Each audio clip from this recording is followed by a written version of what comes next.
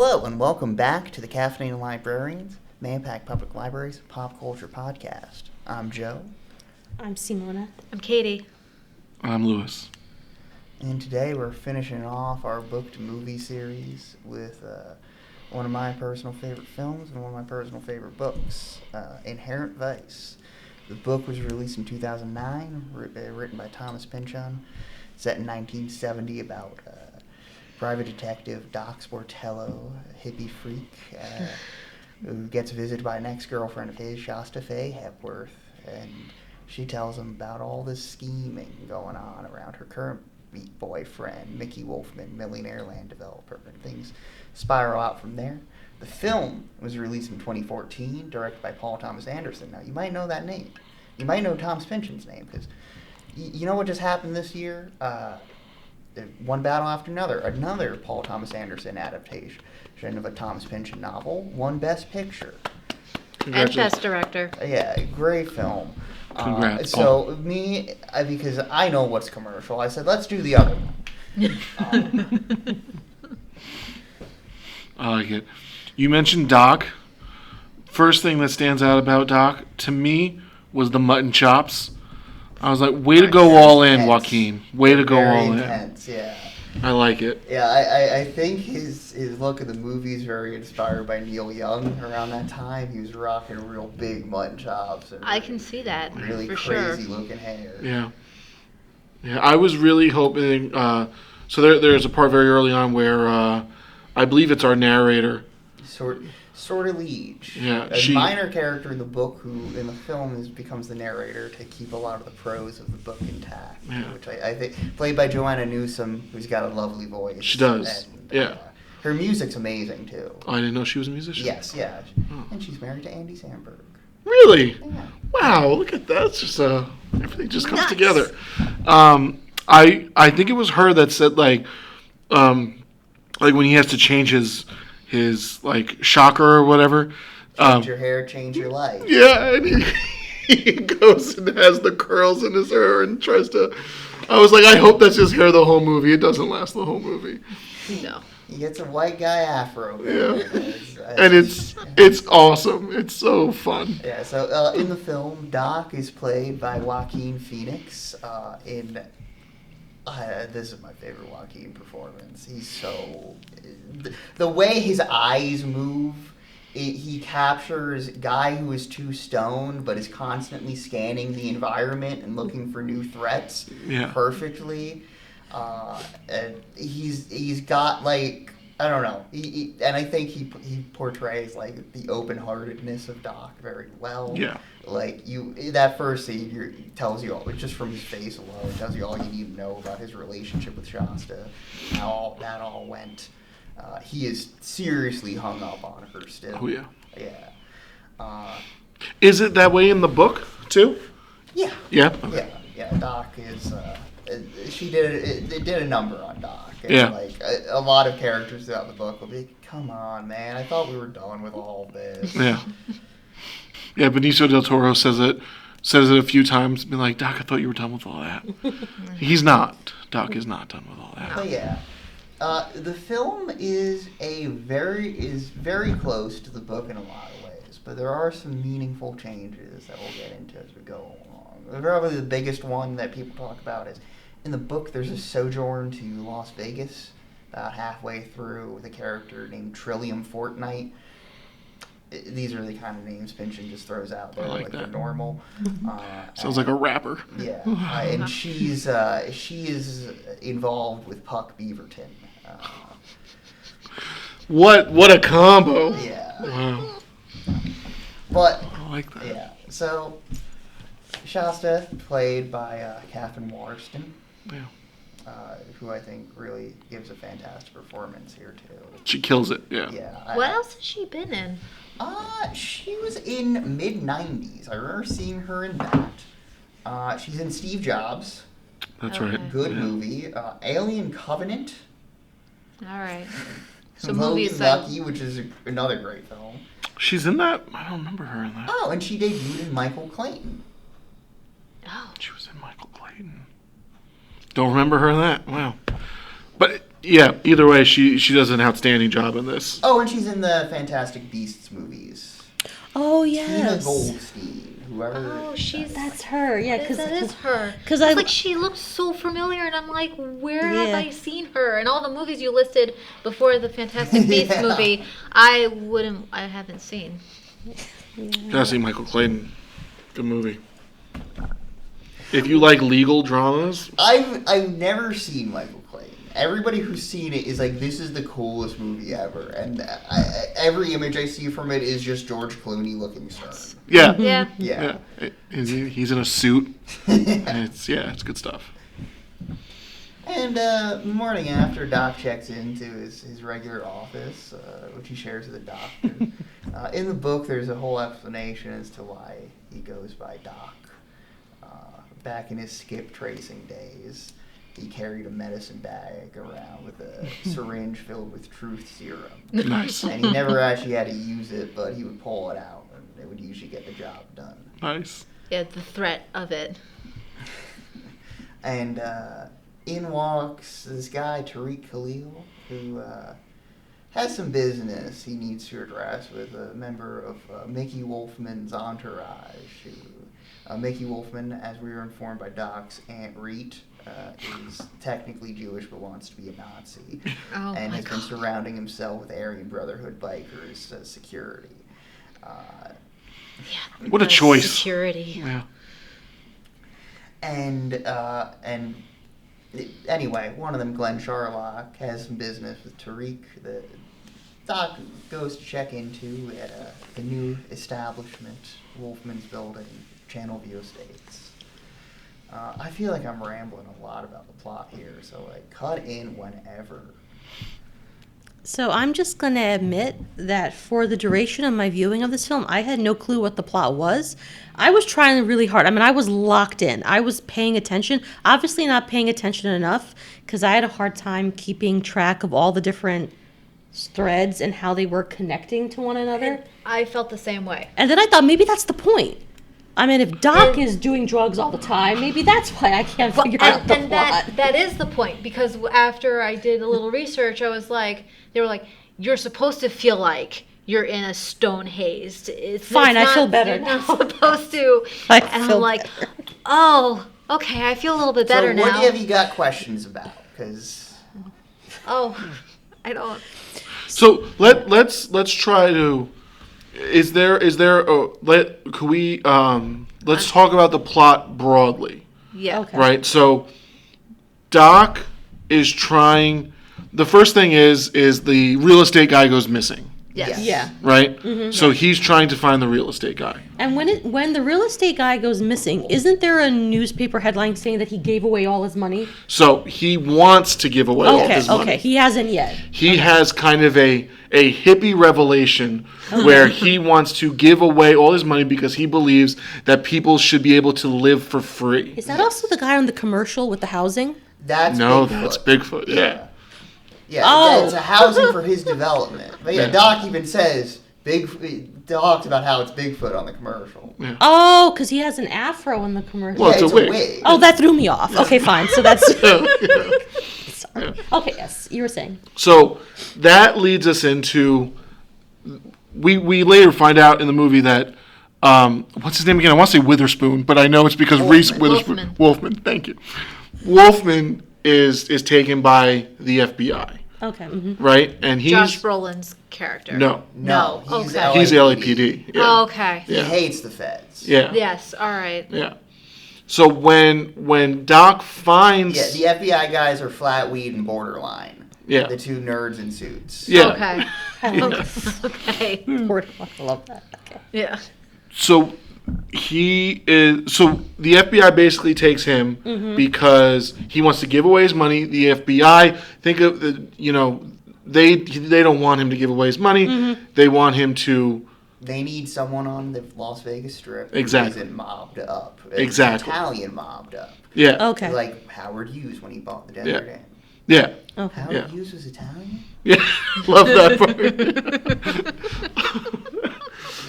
So I get that, and then there's another there's another aspect of it, which is let's get into Golden Fang after, right? All Okay. right, yeah. But the Owen Wilson stuff. Yeah.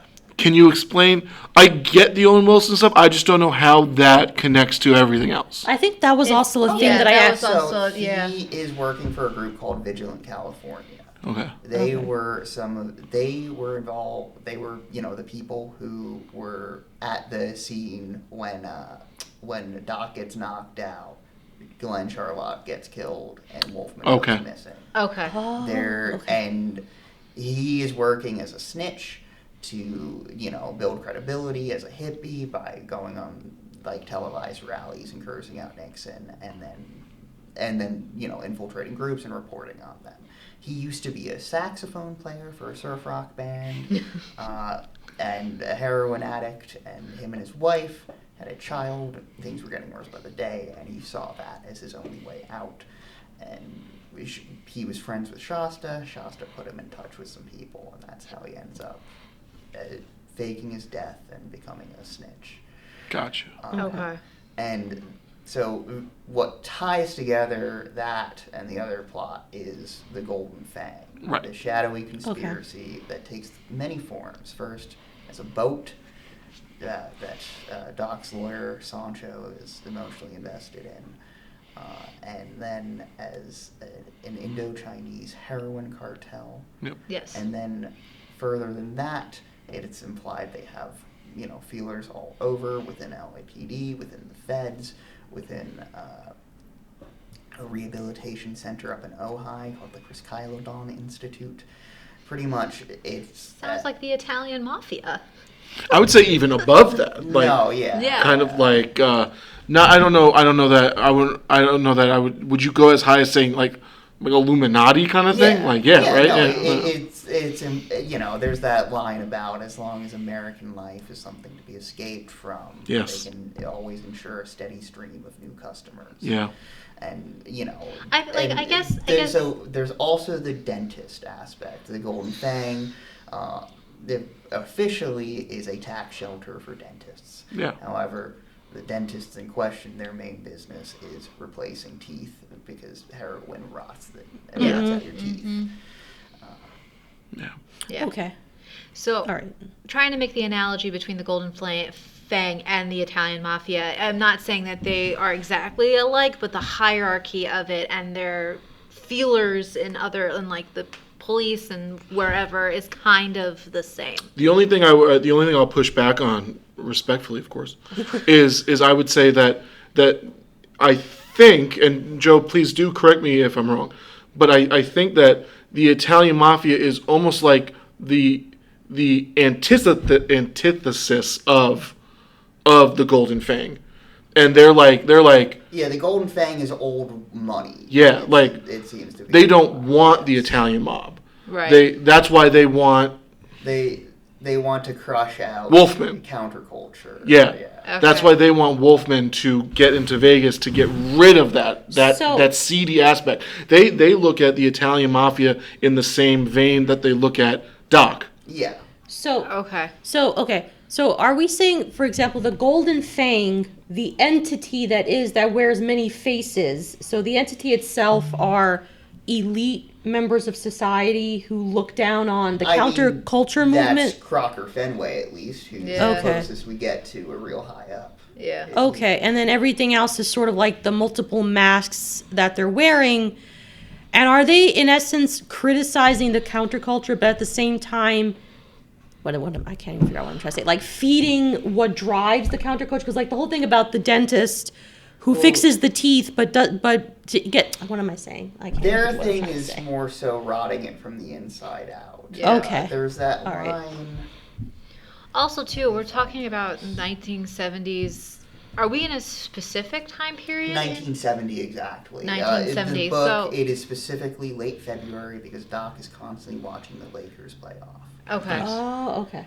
So, I guess historically speaking, the 1970s is where we're starting to see the counterculture kind of So yeah, this is fade set out. 1 year. It's Exactly. a few months after the Manson Yeah. murders. Yeah. Yeah. That is Okay. brought up quite a few times. Yeah, in 'cause, like, different Okay. contexts. the Manson murders are like the pinpoint to where the counterculture starts to end. Yeah.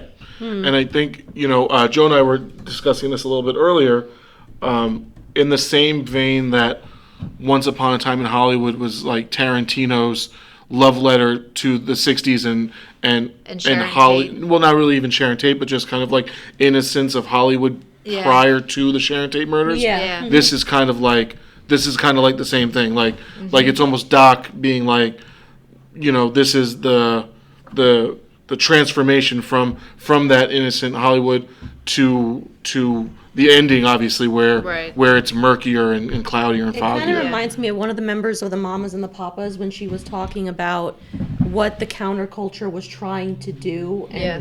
what ended up happening to it, how the original dream got tarnished Oh, it definitely got Yeah. and tarnished, so yeah. stained that basically it was never the same again. Like, You know what is the perfect analogy for what the Golden Fang is doing? You know when you go on Twitter and you see like Wendy's tweeting out like in like AAV or like queer slang? That's what the Golden Fang is. Yeah. It Yeah. is corporate elements, Yeah. sinking their teeth into what is cool, what is trendy, Yeah. and trying to sell their version of it back to you that is defanged of any actual counterculturalness. Yeah. Yes. And I think to piggyback off of that,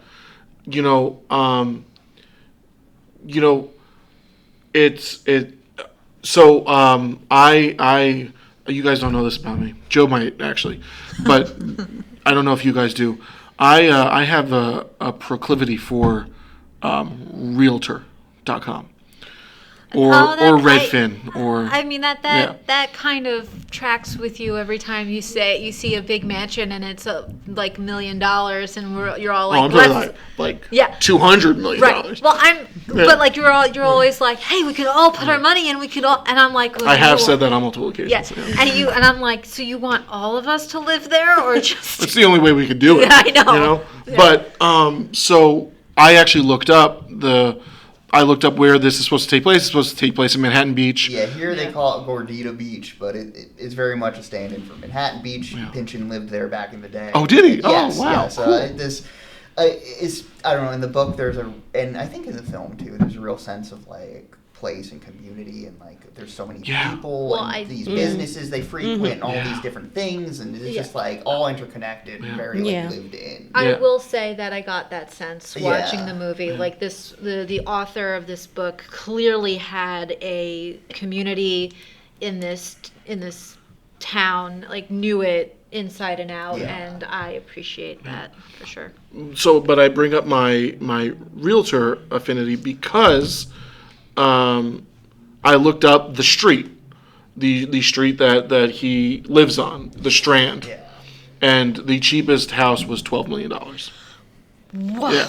So I said to Joe, I was like, this is kind of like, this is what the movie is about, is they lost. Yeah. The hippies lost. Oh, they yeah. did. You know, And like- there's the whole bit in the narration about the long sad history of LA land development and how Yeah. it's just all these different minority groups getting bounced around. the narrator mentions that, like, when Yes. she's in the car, because that's after he's visited by, Tariq, yeah. yeah, basically, because he's stating that, and I loved that scene between Tariq and Doc, and also what I appreciated was that the dialogue in the film seemed very natural. Yes. Which is, they are saying insane things. Yeah. Tariq talks about a guy named Sledge Poteet. And we are just like, yeah, that's a name. That sounds right. Yeah.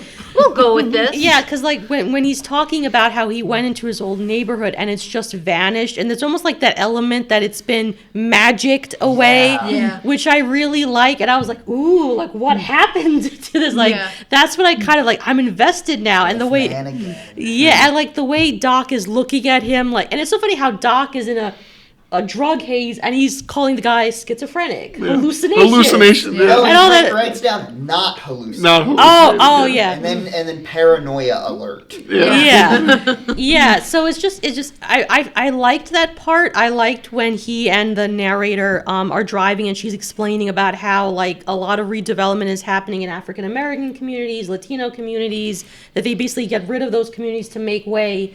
And you see that a lot. Like, you see that happening even in the city. Oh, yeah. A lot of people the talk. classic thing, Lincoln Center. Yeah. That was a Puerto Rican neighborhood. Yeah, like a lot of these, Yeah. you know, and not just in recent history, like the whole Central Park was an African American neighborhood that they bulldozed to make Central Park. Yeah. But it's happening even in my hometown where they're building high-rise luxury apartments. And I was telling my dad, well, who's moving in to these high-rise luxury apartments? Yeah. Because the median income for my home city is not that big. It's, you know, so I'm like, you're going to be driving out people. And one of my good friends who used to live there was saying that her mom probably won't be able to afford the house that she's lived in for years because of other people moving up into the area, and they're sort of making it harder for families who've been living there for a long time to continue living there. So I found that part really interesting. And like I said, going back to the way the Relevant, characters, right? like talk. Well, I mean, even the neighborhood that my dad grew up in on Long Island, I mean, it's not getting developed in any way, but a lot of the older generation is now either, unfortunately, dying or moving south to Florida. So there's and new people moving in, so it's not like even really the same neighborhood anymore. Yeah. So I liked that part. I thought it was really interesting, and I thought he was a doctor. And I said to myself, Doctor? Yeah, and I was like, saying, how the hell did he get his medical license? Like, I was really thinking, like, how did this happen? But I did like that part where Tariq is talking to him, and like I was invested. Like, what happened to the neighborhood? R.I.P. Michael K. Williams, just one of the coolest actors of all time. I really need to watch The Wire because I've seen a couple scenes of Omar, and it's just like the coolest stuff ever. He's the best. Yeah. So it's the golden. So we were mentioning the golden fang.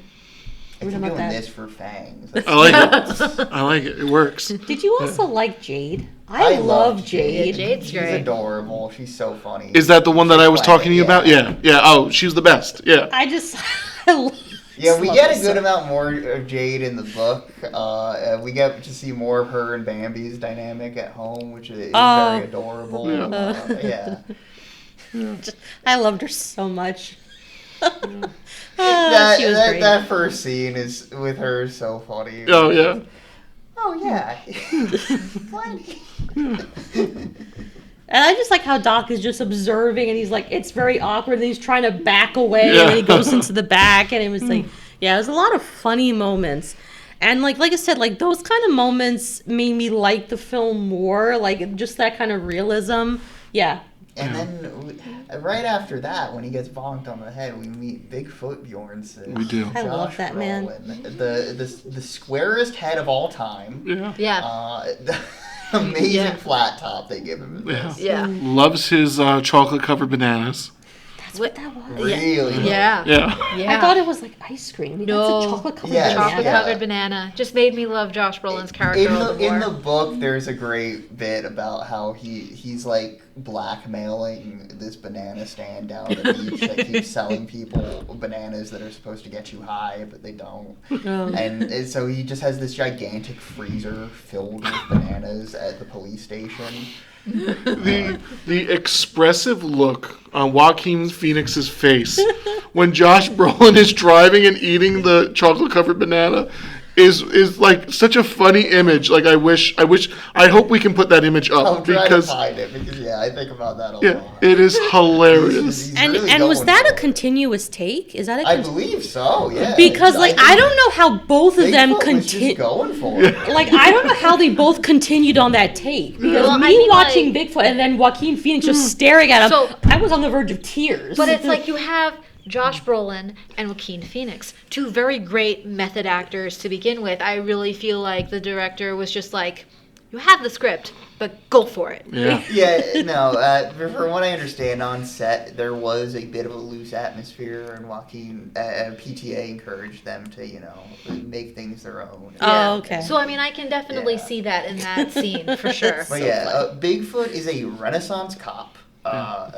He really wants to act as well. He picks up extra spots sometimes, and him and Doc have a real brotherly love-hate relationship with each other, which I think is a really beautiful element of this film. Yeah. In the book, they're a little more oppositional at times, but there is still like that sort of recognition of like, this is kind of who I would be if I was on the other side of things. Yeah. I even the part where like Josh Brolin is beating him up outside the cop car.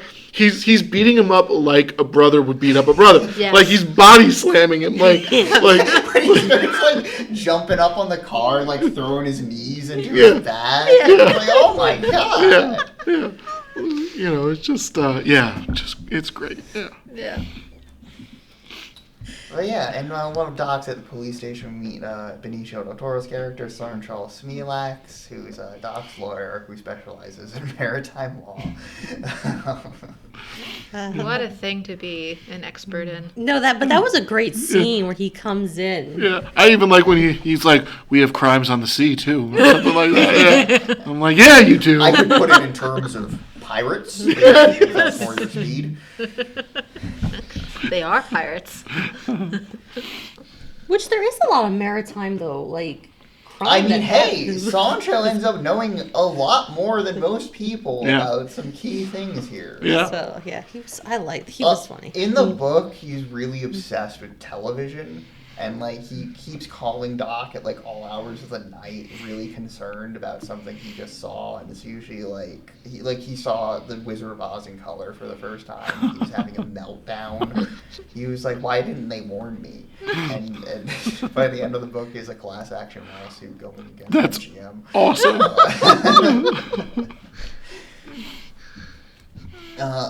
But, yeah, and then he also gets a call from... Shasta goes missing. Yep. Along with Mickey, and soon after that, in a scene where he writes to Shasta's safety, love Doc on a joint, lights it up. He gets a call, as if by magic, from Hope Harlingen, Owen Wilson character's wife, who's like, my husband is dead, but I don't think he's dead. Yeah. And there's a lot of things wrong with the case as she explains it to him. We get a great moment where she shows him a picture of the baby a few months when it was getting heroin through its mother's breast milk. And he just does this full-throated scream and then immediately goes... It is a beautiful... Yeah, it's hilarious. It really is hilarious. I remember that scene. And I wanted to see the picture, too, after me that. I said the same thing to Joe. I was like, show me the picture. I want to see the picture. And then, so that's where we get our first glimpse into the whole heroin rotting the teeth thing and everything like that, which is... Yeah, she has big fake chompers, and she keeps messing with them, and it was freaking me out when I was watching it last night, but I was like, man, if I had fake teeth, I'd be messing with them all the time, too. Yeah. But yeah, she's clean now. She's a drug counselor and all that. But But didn't she say she teaches people how to responsibly use drugs? Yeah, I think she does. She does that because I thought that was funny. Well, the harm reduction is always like a major thing. But I was thinking the way Doc looks at her. Yeah, like, he kind of looks at her like, huh? Like she teaches people how to responsibly do drugs, which I guess you're right. Yeah, like if you're gonna shoot up, use a clean needle and stuff like that, and like that kind of stuff. This story she tells about how her and Coy met. It's just disgusting. I know. I liked her just talking about. I was visualizing it in my head. Doc is like almost vomiting. It's so funny. It's like that is so gross. Just like, it's like, but I guess love hits you in any kind of moment. Hey, That was so gross. I would have been Doc at that moment. I'd be like, that's so gross. Yeah, then he meets with his girlfriend Penny down at the DA's office. I'm gonna be honest, it's unclear how serious they are as a couple because I don't think she meets with him in public. Yeah, no, I think it's a booty call situation. Yeah. Yeah. And And she's a deputy DA, and she springs a little trap on him where he has to go and talk to the FBI for a little bit, and they get really angry at him when he starts to deduce that they're running a scheme here.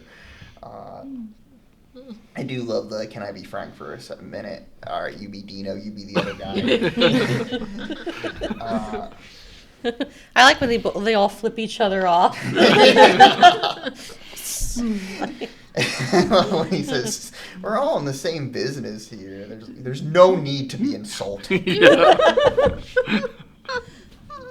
I do like that Doc, for as like dopey as he is genuinely pretty good at his job. Yeah. Like he's able to figure a lot of things out still, and like he just kind of looks dumb while he's doing it. Yeah. I think that's the as we talked about a little earlier. That's the Don Quixote kind of comparison there. Yes. Like he's like you said, doofy and dopey in what he's doing, but at the end of the day, he does figure things out and he, gets the job done. It's just maybe not the most conventional. He's not the most conventional guy. No. Jade comes back in to apologize for what went down at Chick Planet. And she hooks him up with Owen Wilson's character, who just wants Doc to make sure his family's doing okay, and who is I'm gonna be honest, I really liked Owen Wilson's performance. He was so sad in this, and just I don't know, so desperate. Like you don't get to see him in that mode all too often, but like, he can really sell it. Yeah, I mean, he's one of those actors who can play dramatic roles just as great as comedic roles, I feel. Was anyone else, so the scene where Doc goes to meet Owen Wilson in the mansion where there's people are making pizzas, and by the way, the girl who was stretching out the dough had poked holes in that dough. Oh yeah, no, she was messing up that pizza. And I was like, bad. That dough is not going to rise. That's besides the point, but my eyes were like, that is not going to rise. But there's a gentleman who passes by the window twice with a mustache and a suit. Some people think that's Thomas Pynchon. I wasn't even going. Oh, that's awesome. I was going where that was like a plant, like an FBI. I don't know who that guy is because the way he's staring just a at them. Detail in the background. We're like, what the hell? and I was like, stop talking. He can hear you. Because I kept on focusing, because he passes by once, and then he passes by again. He's just intently stares, I said, he's going to get you. And then he never shows up again, Simona. No, but yeah, according to Josh Brolin, Pynchon was on set at some point in time and may have filmed a cameo. Nobody's certain. This is a grand mystery. So this guy could be... people have a lot of ideas as to where he might be if he is in the movie. Interesting. Because you really don't know what he looks like, right? Yeah, no, and he'd probably be in a wig or something. Or hide his appearance. It's the opposite of Shyamalan, who at a certain point the cameos just became too much. I think it's hysterical in Signs where he is directly responsible for the death of the wife. Yeah, that's really because he is in an authorial sense responsible for it. So I think it's funny he's there to be kind of the guy who did it. I love in is it Scary Movie 3 where he's where Mel Gibson's walking by him and he's like, I'm so sorry, can I get a ride home? That's messed up, man. That's messed up. If we ever watch Lady in the Water, wait till you see he's him. a main character in that. Yes, and it's awesome. Yes. We gotta figure out a way to watch that movie. Yeah, but I thought seriously that guy was gonna go someplace because the way he's intently just staring at them as they're talking, they think that they're all alone and no one's gonna hear what they're saying, but it didn't go anywhere. But anyway, there's a lot of just creepy guys in the background in that whole sequence in general. It's just really bad vibes in the mansion. And I like Jade. She even says I'm getting bad vibes. Can we leave now? Yeah. I like Jade. Jade would be great. me. She's like, we need to leave now. I and can you take me home? And Doc is like, sure. And he just continues doing what he's doing. Yeah, there's a great bit in the book involving this pimp. I put quotations because he's the most pathetic pimp of all time, and the sex workers only give him money because they feel bad for him. His name's Jason Velveeta, and Jade and Bambi are just mocking him viciously. It's very funny. It's great. I like that. Velveeta. And not the only Velveeta in Pynchon's oeuvre. There's a lot of families that reappear throughout his work. And Oh, the that's Velveeta cool. family's one of them. Interesting. Nice. Oh, that's cool. I like when authors do that. That's fun. But yeah, pretty much. Yeah, Doc at some point goes to the mansion of Mickey Wolfman and meets his wife Sloane, who's got a very elegant morning veil and bikini combo. Yes. And her yoga instructor. Riggs Warbley. Yoga instructor. Sure. Yeah, I do love the line about how Jimmy Wong Howe did the lighting. He was a famous cinematographer. He shot Come Back, Little Sheba. Oh, cool. Yes, and plenty of other movies. In the book, Doc only knows John Garfield movies, and she's like, you know, he shot other people too, right? I liked not the she's not the housekeeper. Lose. Yeah, no, She is the. housekeeper, I yes. just love that scene where she's like slamming everything down and it's just, Her annoyance. Just putting directly in Doc's face. yeah. But I like how Doc is such a gentleman that he's like trying to like avoid it at the same time, because I think he's very like. What I admire is that he's focused.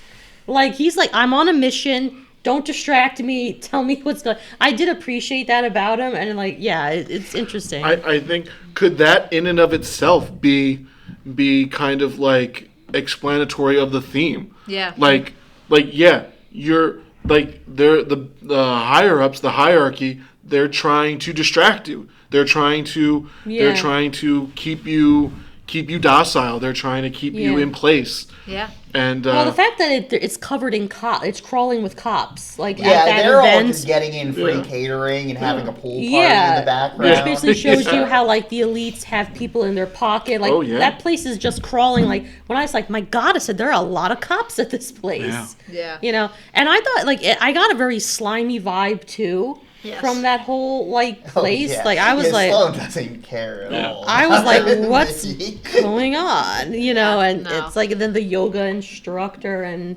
can you explain the tie thing? Oh, he has ties of all of his different girlfriends.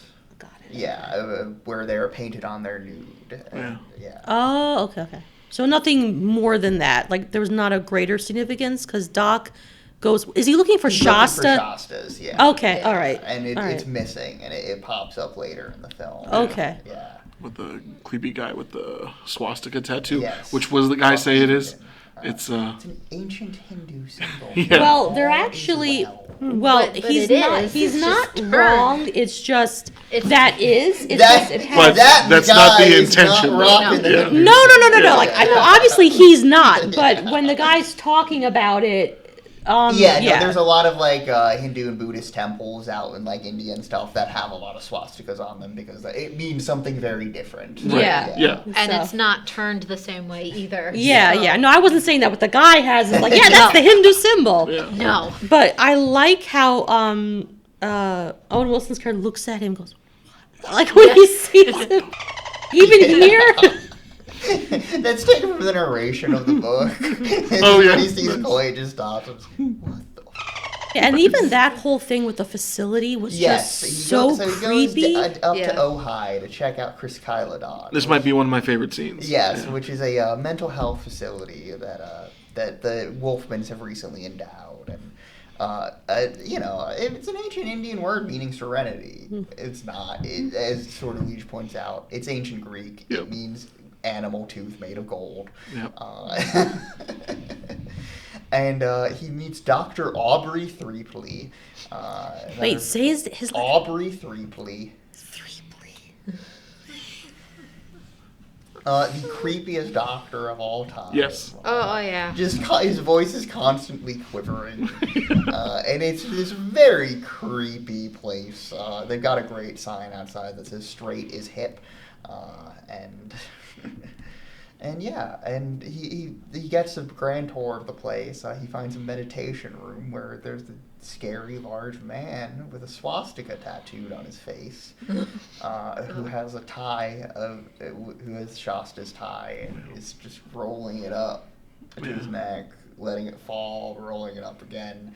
And Doc asks him, "Is that swastika?" And the guy is like, "No, don't worry." And he's like, "Perhaps you should pay no attention to that man." Yeah. And Doc sneaks off from the door. I really like that bit. Yeah, they don't even notice. They just keep walking. Yeah. They're just too busy talking about the Zen garden. And he finds who else but Flatweed and Borderline guarding old Mickey Wolfman here. Yeah. This scene is unique to the movie. So in the book, he sees Wolfman in their custody in Vegas, but he never gets to talk to Mickey one-on-one. Here he sneaks up and talks to him, and Mickey's played by Eric Roberts. Eric Roberts is a great actor. He's Julia Roberts' brother. Yep. He works a lot, and when I say a lot, I mean like dude's been in like, let's find the number because it's probably larger than I think it is. You guys want to throw any guesses? 100. Not even close. 240. Not even close. 500.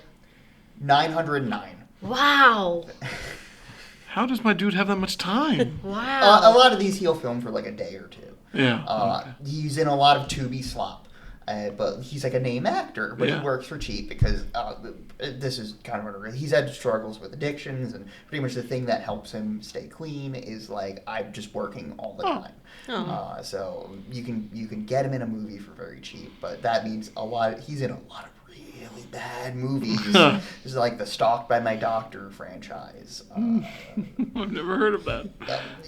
Let me tell you what happens. He's a doctor who stalks people. That's straightforward. Yeah. Wonderful.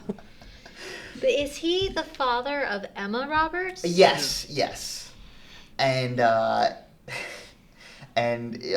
just love his performance where he's like out of his head. Yeah, I love that scene. Yeah, and he's telling Doc about how he woke up from his hippie dream and all of that. And I love at the end of when Doc's just like, "Where's Shasta?" And he's getting more and more frustrated, and Mickey's just like, "Go away, little hippie. Yeah. Go away." I love how short Doc is too, by the way. I just think it's fun. They talk about a lot in the book too, how like all these people have like 2 feet on him. Even just like in that first scene in the film when him and Shasta are meeting in his apartment, like she's got like a few inches on him. Like she's in heels, but it's still like I don't know. I think that's a fun visual dynamic. Yeah. Yeah. But yeah, and then after that, okay. So what happens after Chris Skylodon? We skipped over Rudy Blatnoyd, Martin Short.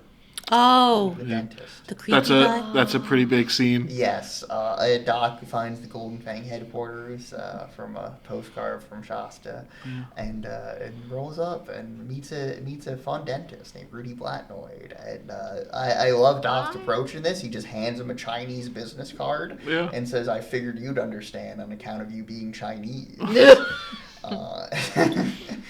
And Rudy Blatnoyd is immediately like, "Oh, you're one of those hippie dope fiends, aren't you?" And they just start blasting lines of code. Yeah. It's not just lines. He gave him like a whole dinner plate. Like I was like, he's like, "Would you like some?" And he's like, "Well, if you're offering." Yeah, just to be sociable. Yeah, it just gets right into it. This scene immediately goes insane. The front desk receptionist runs in and is like, "There's a problem with the couch in your office, and bring that bottle." And he runs after her and just drops his hands. Doc runs into Japonica Fenway, somebody who a teen runaway case with a really rich dad who was one of his early cases, and she's out of it.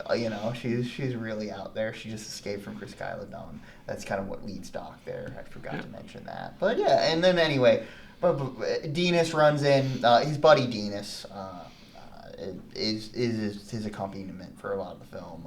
He said he could drive, and he just comes in with the steering wheel. I don't even know how he pulled that one off. They all ride in a car together, and Blatnoid has a package that is he won't tell anybody about because he doesn't want to make everyone paranoid. Well, that just makes you more paranoid. They get pulled over, blah blah blah. It's all fine though, and then.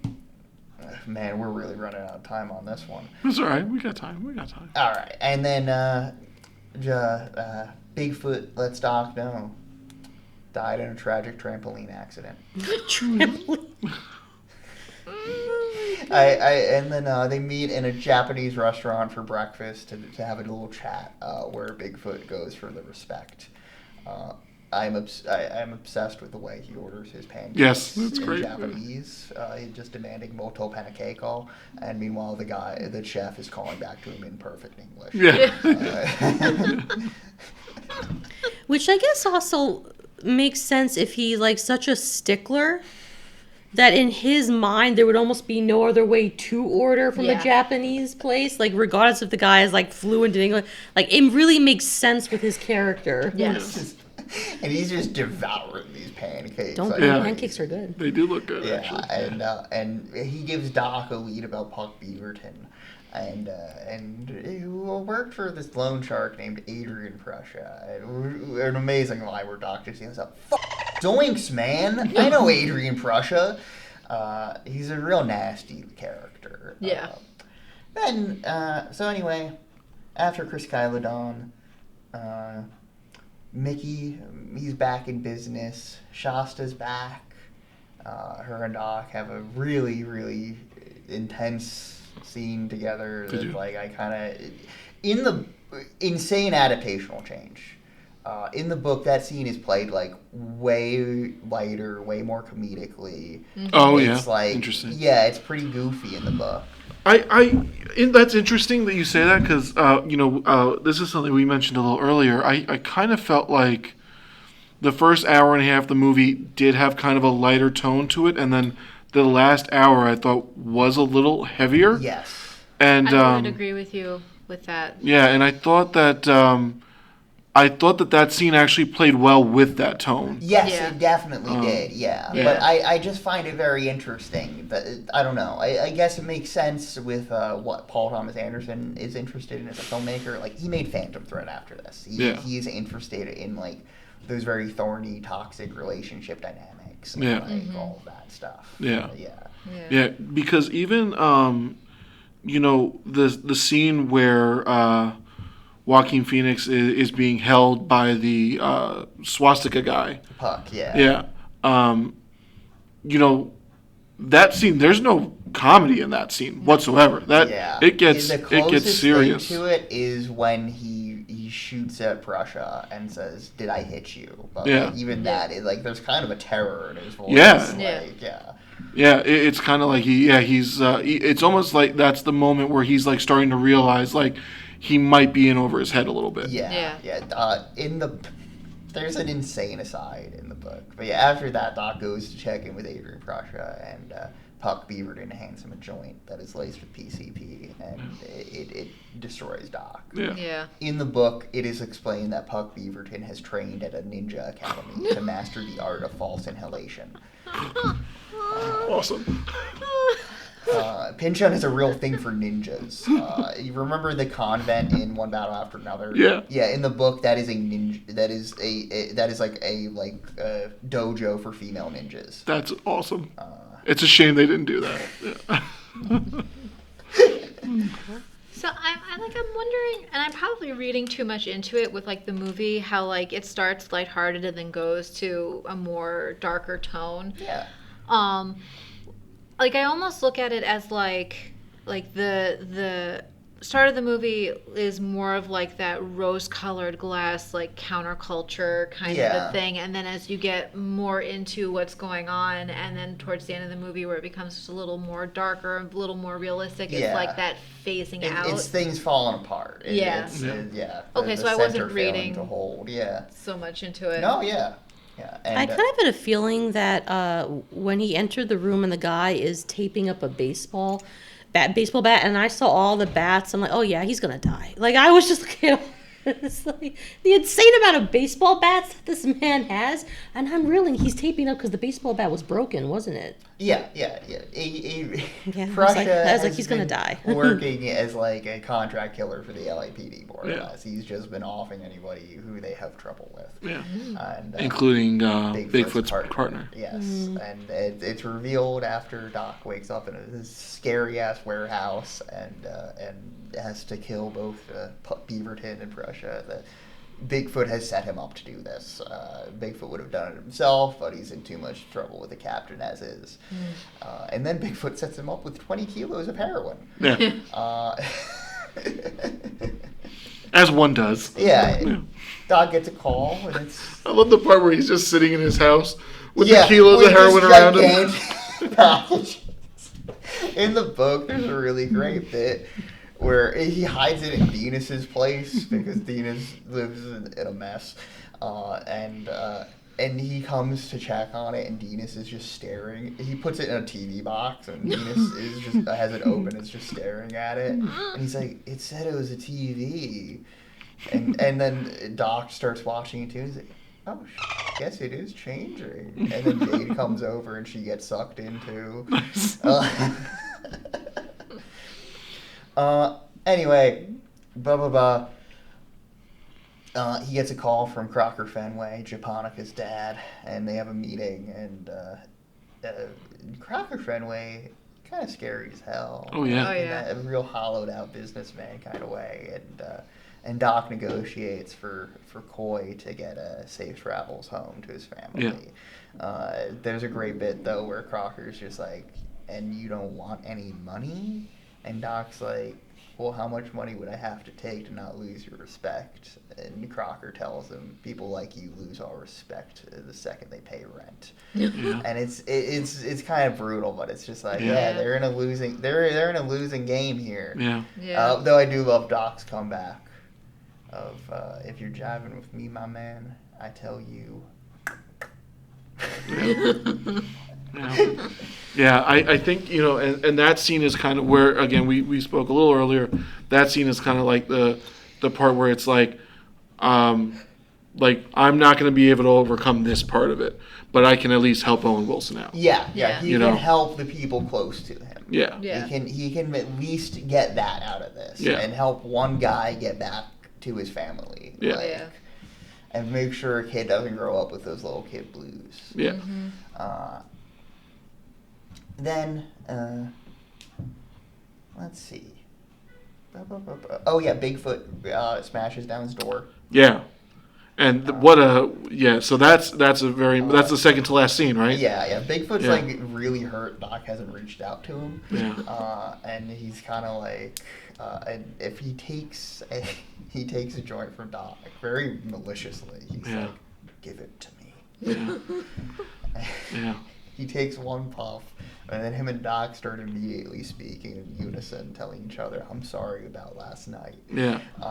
And then Bigfoot, spurred on by this, I don't know, this revelation, this mirroring, picks up Doc's gigantic tray of weed. Yeah. And just eats every last bit of it. And eats a lit joint, which is gross. Yeah.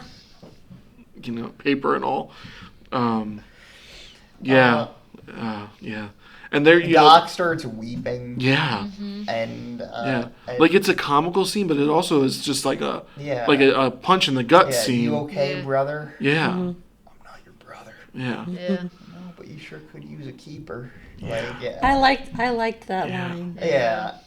Yeah, there's a real tenderness there. I don't know. It's fascinating. Yeah. And then we get the handoff of the Golden Fang, which is it's very funny too. Yeah, like the suburban 50s family. Yeah, coming and in. like a kid. There's like a kid there too that's just flipping him off. But the thing with Bigfoot, I mean, you get like little glimpses, like the phone call with his wife. Oh yeah. Too, where she's like he's in therapy and stuff like that. Like he's a guy that's not okay with his station. I'm just gonna say it. Bigfoot was almost definitely in love with his partner. Yeah. Yeah. Yeah. Oh, wow, like, 100%. Yeah. He's clearly not happy in a heterosexual So marriage. I wasn't Yeah. misreading Oh, all those no. things. Yeah. No, no. They I- talk about him, and it cuts to him really going to town on that banana. Yeah. Yeah. Yeah. Yeah. Sometimes I just don't want to assume. But as I was Yeah. watching, I was like, Yeah. Yeah. Oh, yeah, 100%. Yeah. Yeah. So I, that whole thing is just so, like, so beautiful and so powerful. Yeah. Like, Well, also it's like because he's all about conformity, or in his eyes, the need to the conform. need Yeah. to present conformity. Yeah. Yeah. Or convey And even it. the way yeah. the family is styled, and maybe you managed is very 50-ish, Yeah. like in Yes. the way that Yeah. they're, or maybe 60 even, or at least it's very different from the way you see other people dressed. Yeah. Yeah, and Yeah. Well, one thing I really like about this is how people look. Like, a lot of these people have, like, greasy hair, you know, like... I they're wanted Doc to messy. wash It's his like- feet. Okay, so in the book, there's a whole thing about Gordita Beach being, like, down current from an oil refinery. So, like, all the oil just seeps onto the beach, and, like... And there's two schools of thought about it. One, you gotta wash your feet, like, every day, several times a day. Or you can just let it develop until it hardens and becomes like a shoe, Oh, interesting. which Dinas goes for. Yeah. Yeah. Interesting. There's, That's so gross. and then we get this scene of Doc and Shasta in a car, very foggy out, and he echoes a line she said earlier Yeah. that was a real knife to the gut at that point in time of this doesn't mean we're back together. Yeah. But this time it's almost lighthearted. It's almost like an acceptance, like knowing. There's a bit about inherent vice and shipping policy, referring to things that like can't be helped. Yeah. You know, it's eggs breaking, chocolate melting, glass cracking. It's just stuff that is inherent to the thing you're shipping, and you can't insure for it. Yeah. Like, it's just gonna happen. And you know, this I think by and large the film takes that, applies it to the counterculture, and primarily though applies it to romantic relationships here. Yeah. Like there's the inherent vice of these people are going to grow apart and Yeah. occupy different spaces, different mindsets, different everything, and like Doc and Shasta are sort of together again in this like capacity, but not fully, and like they're going to drift apart again. This time there's an acceptance between the both of them of it, and like there's this weird like trick of the light thing happening where there's like this rectangle light, refracted light keeps like going up and down in the scene and like going to Doc's eyes, and he looks like directly at the camera in a move that I think is like kind of ballsy. It like gives a weird little smile. And then this song kicks in, Any Day Now, which is like this beautiful, lovely, like upbeat song about how any day now my love's gonna up and walk away. You know? Yeah. Like, and I don't know. Love that. Yeah. Adore it. Yeah. The book's ending is a little more ominous. Yeah. Yeah, in the book, Doc's alone in the car. And it's interesting. just like, you know, and it's this idea of just like he's going to just keep going down this road for as long as it takes, and wherever he ends up, he ends up. And, Yeah. Yeah. yeah, let me find it here. Doc figured if he missed the Gordita Beach eggs that he'd take the first one whose sign he could read and work his way back on surface streets. He knew that at Rosecrans, the freeway, and Dogleg East, and at some point Hawthorne Boulevard or Artesia, he'd lose the fog, unless it was spreading tonight and settled in region-wide. Maybe then it would stay this way for days. Maybe he'd have to just keep driving, down past Long Beach, down through Orange County and San Diego, across a border where nobody could tell anymore in the fog who was Mexican, who was Anglo, who was anybody. Then again, he might run out of gas before that happened, have to leave the caravan and pull over on the shoulder and wait for whatever would happen, for a forgotten joint to materialize in his pocket, for the CHP to come by and choose not to hassle him, for a restless blonde and a stingray to stop and offer him a ride, for the fog to burn away, and for something else this time, somehow, to be there instead. Yeah. God, I love the prose of this book. Yeah. Yeah. But yeah, that's the movie, I guess. I love the way this movie looks a lot. I think everything has a really lovely texture to it, and like there's a lot of camera movement, but none of it's flashy. It's very confident. It's very self-assured in that way. But like, I don't know. Yeah, the look of the film is like kind of faded, kind of vibrant. It's interesting. Yeah. Yeah. I Great soundtrack. Yes. I love Vitamin C as the title drops. Yeah. And even the score from Johnny Greenwood is like really fantastic. Yeah. But yeah, I don't know. I guess we should wrap up. But What are we rating this out of? chocolate bananas. I like it. Yeah. I'll bat lead off if you guys want. I absolutely loved it. I really did. I was so into it, and I really it was just there's a lot of layers and a lot of depth to it that I really appreciate. And 5 out of 5 chocolate bananas for me. Give me 5 chocolate bananas. Yeah. I don't know if this. Well, okay. So I did enjoy this movie, but I also don't necessarily think that this movie is really my cup of tea. But I can enjoy it for what the story is, how the characters are portrayed, and everything else that we've like talked about. So I will give this a 3.5 out of 5 chocolate bananas. What is your cup of tea? I don't know. Are you like a black English tea kind of breakfast. person, English breakfast kind of person, like I yeah? have, Are you like an Irish tea kind of girl? I have Irish tea. Oh, I Irish have breakfast is good. Irish Yeah. breakfast is great. Scottish breakfast is great. Yeah. Nice. All right. So I think I'm gonna, like Katie, 3.5 stars, like out of 5, like chocolate bananas. Do you I drink tea? I'm just kidding. Go ahead. Yeah. if it's iced, I don't really drink hot tea. I think I'm enjoying the movie more as we're talking about it and like peeling away all those layers. Like it was very confusing for me to sort of understand, well, how does all of this connect? Is there any true connection, or is he just sort of making these connections because he desperately kind of wants to find Shasta, so he's willing to basically see connections where there are none? What I did really love is the dialogue. The way people behave, it just seemed very natural. I liked the relationships within the movie. Also the feeling of community that you do get. How even though it's a large city, like it's sort of also a small world, even though it's a large city, if that makes any sense. Yeah, no, like Pynchon's very attuned to like neighborhoods in a city. Like, I don't. You guys absolutely didn't need to read it, but I sent you that article he wrote about Watts. And into like that granular difference of like, hey, for these few blocks, this is true. Yeah. I did read that article. Yeah. And I did get that sense for sure. Yeah, but I'm glad that I watched it. I'm glad. But I'm hitting this with 5 bananas. You guys can probably imagine. As for what I've been reading, it's in the system.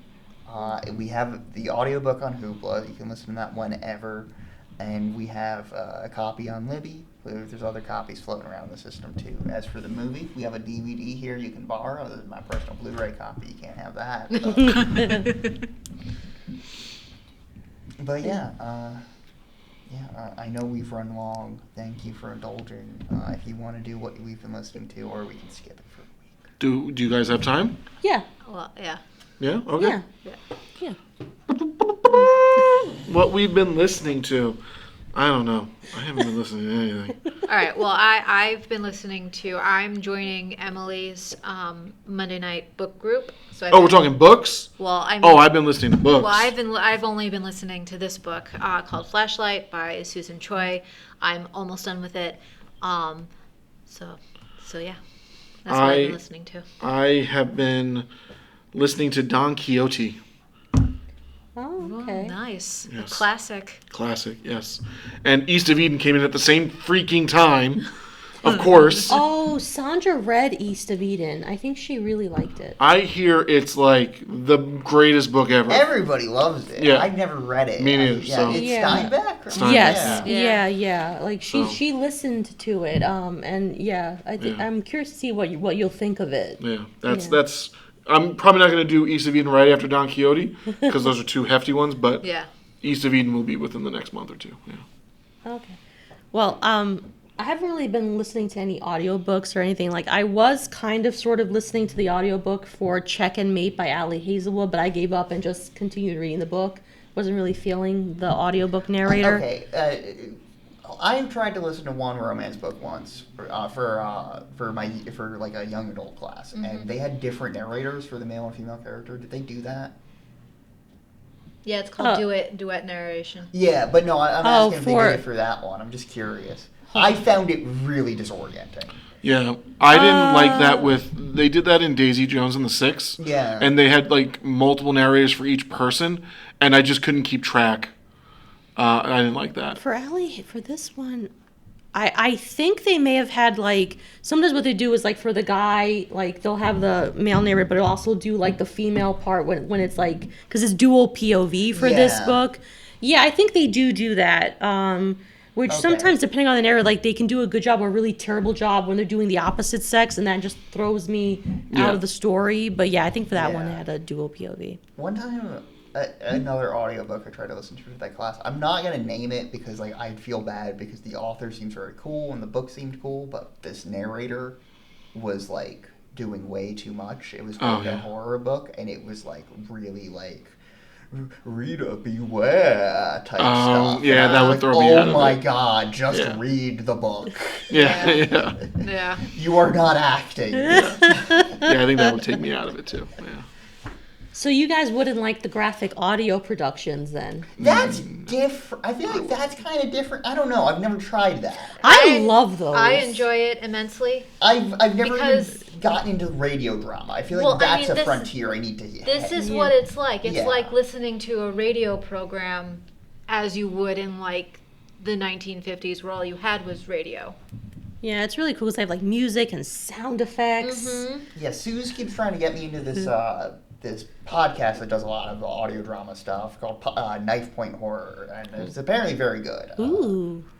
It's all like Sounds one interesting. guy, and I think it veers more toward like weird fiction stuff. It seems Oh, interesting. well, something actually, I was listening to a podcast on Netflix where it's like true crime stories. But now I can't remember what the podcast is called. Oh my god!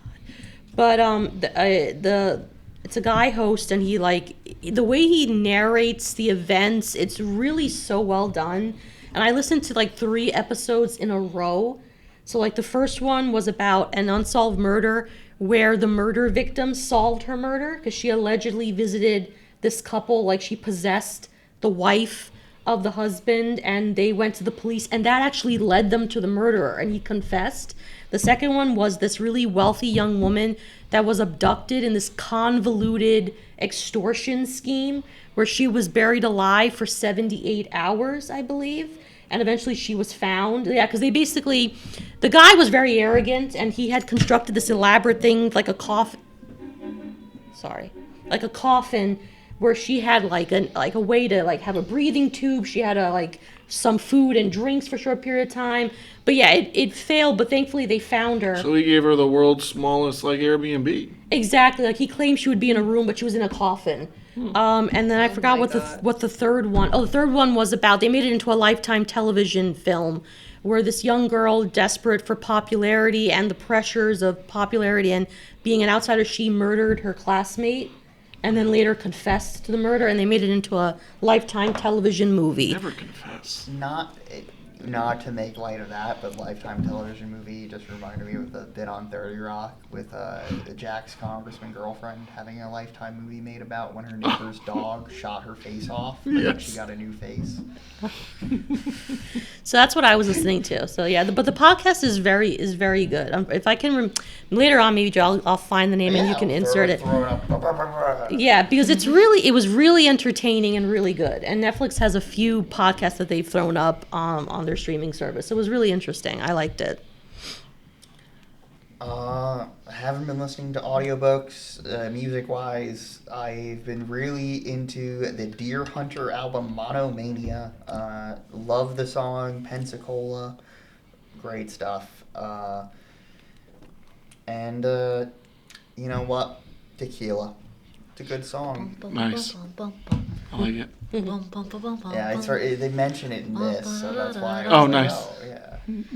Whenever I hear that song, I think of Pee Wee Herman's Great Adventure. Yep. He's at the motorcycle bar, and he starts breakdancing. It's great.